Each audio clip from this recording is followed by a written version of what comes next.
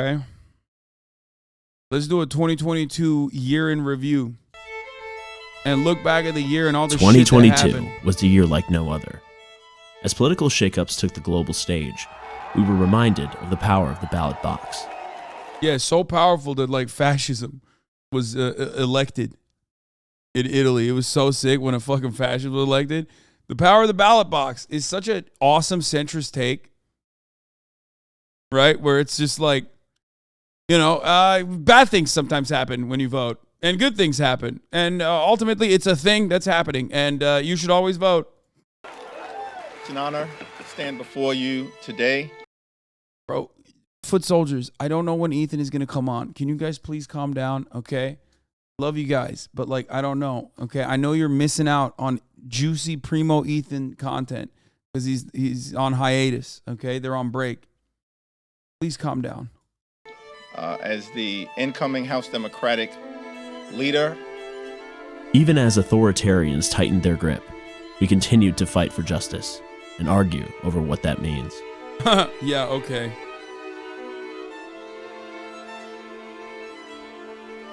When faced with war, we watched in horror as violence and hatred loomed. Doing this for a long time. I've been standing up against all the hate that I can for as long as I can, and I'm tired. This was their chance to go in and do what they were supposed to do, what they get paid to do by the people here in this community with our tax dollars. They made more than just a few mistakes. As a nation, we have to ask, when in God's name are we going to stand up to the gun lobby? Calls for gun legislation became louder. We learned that there's power in protest.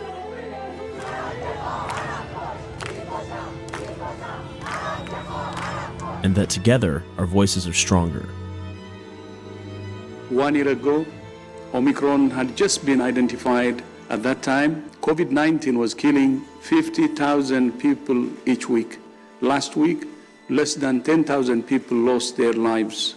While we made great strides in our response to global health emergencies, there were drastic changes for many across the nation. Your body, your choice, our bodies, our choice.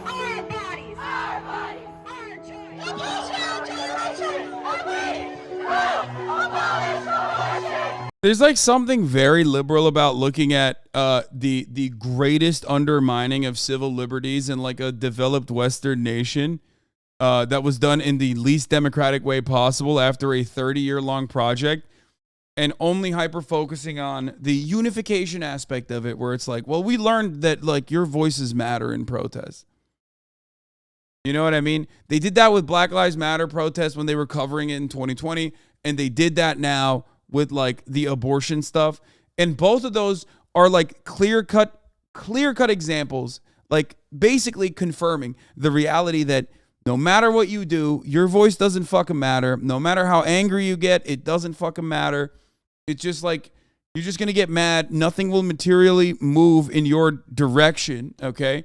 No material changes that benefit you. Whatever the fuck they want up there, they get to have. If anything, it just shows that like protests don't work at all, and it's like meaningless.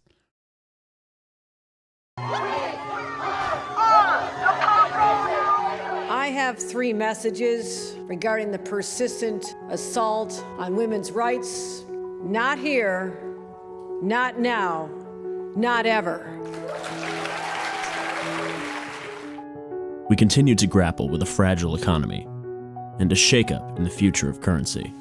This morning, we unsealed an 8-count indictment charging Samuel Bankman-Fried, FTX's founder. Weavy said, nah, I definitely abort this ugly motherfucker. Yeah, bro. If that's your fetus, that shit's deletus, okay? Nope, get that shit out of here, dude. Look at how ugly that thing is, bro. Come on. You want to really walk around with that ugly ass thing reminding everybody how ugly you are? You know what I mean? You're not even there, and they're going to know how ugly you are. They're going to look at your fucking ugly ass baby and go, oh, damn, I bet that child's fucking parents are so gross. Yeetus that fetus, dude. Fetus deletus. With a series of interrelated fraud schemes that contributed to FTX's collapse. 2022 was a year in which we wrestled with both free speech and hate speech, and were reminded of the dire urgency. Yeah, we really wrestled with the free speech, with Elon Musk literally openly being like, free speech is when you give me $8. Please give me $8. This company is going bankrupt super soon.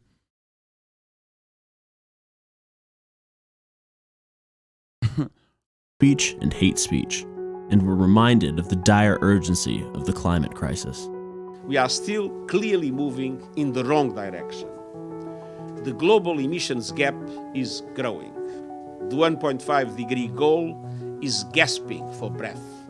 This year, as voices and images demanded our attention for better and worse. Do you find that Mr. Depp has proven, by clear and convincing evidence, that Ms. Heard acted with actual malice? Answer, yes. We cheered as records were shattered and legacies were cemented.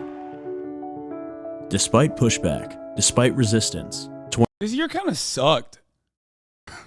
Like, what the fuck? What a mid-ass year, bro. There wasn't like, the more I look at this, the more I'm like, nothing like really crazy really happened. And it was just more of the same shit that we knew was happening over and over again. You know what I mean? Why the fuck is Ukraine not in this?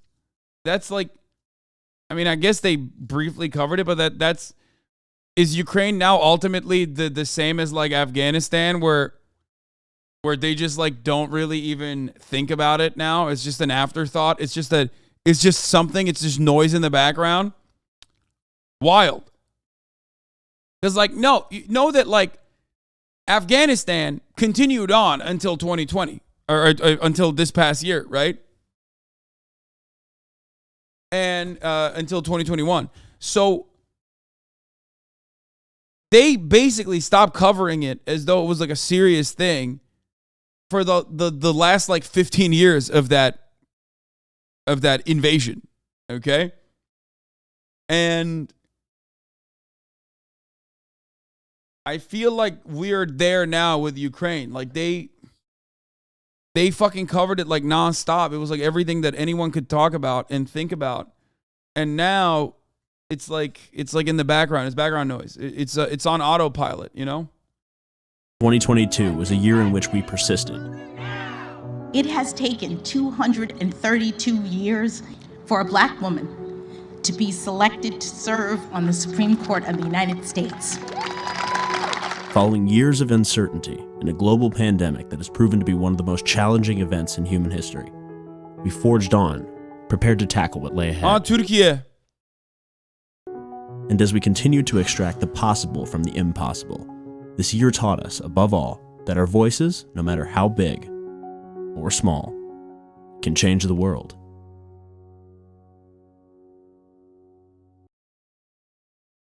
God, liberals, man, they're the fucking worst. I swear to God.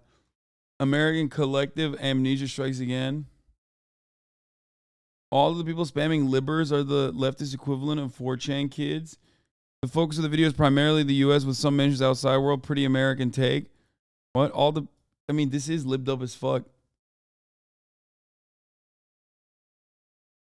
But yeah, ultimately it was like, this was pretty mid. This was a pretty mid-ass year. I'm not gonna lie. Like, Lizzie in a box. That was kind of interesting.